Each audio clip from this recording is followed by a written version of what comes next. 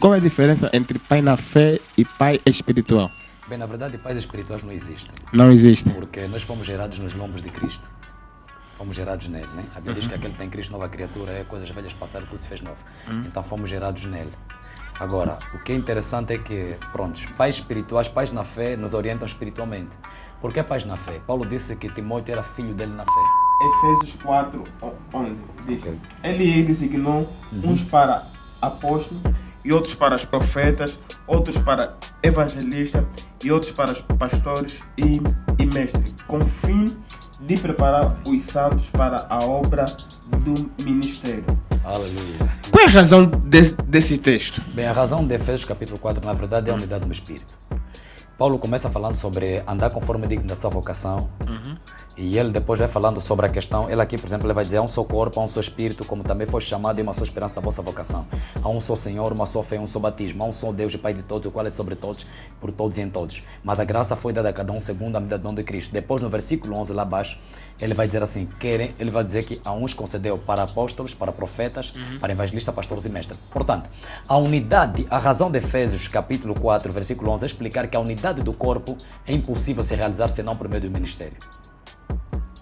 Na verdade, a razão de Efésios capítulo 4, versículo 11, não é nos explicar como estes ministérios funcionam. É nos explicar qual é o alvo de Deus estabelecer ministros na igreja. Porque veja só uma coisa, ele diz, ele deu um para apóstolo, para profeta, para evangelista, pastores e mestre. Depois ele vai dizer, querendo o aperfeiçoamento dos santos para a obra do ministério. Aí está o alvo de Deus estabelecido. Deus não deu ministro para se envaidecer do seu dom.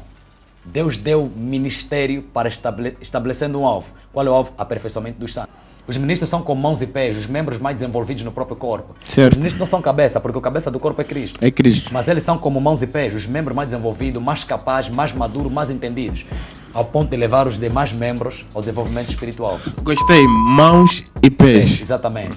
Eu tenho amigos que acordam pastores e no dia seguinte são apóstolos. Ministério profético é serviço. Ministério profético é alguém que opera, trabalha com profeta.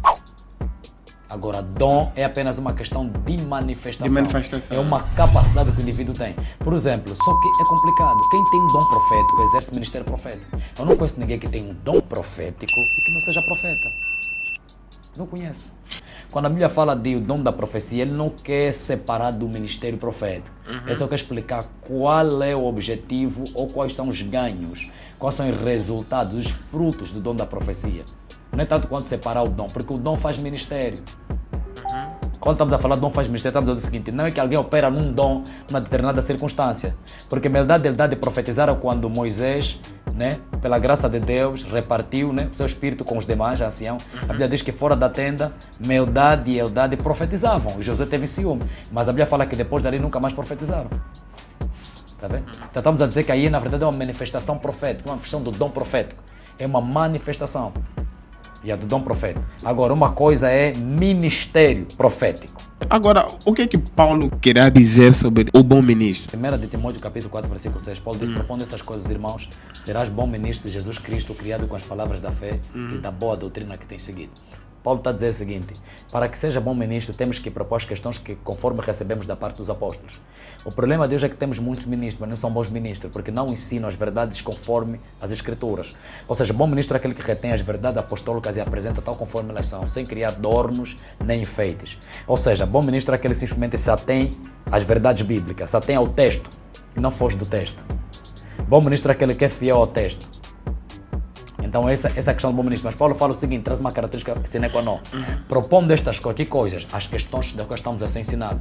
Então nós precisamos ver qual é o ensino que recebemos da parte de Deus e propor aos santos. Ele diz, propondo essas coisas santas, serás bom ministros de Jesus Cristo, criado com as palavras da fé. Uma das características principais do bom ministro é que ele é criado nas palavras da fé.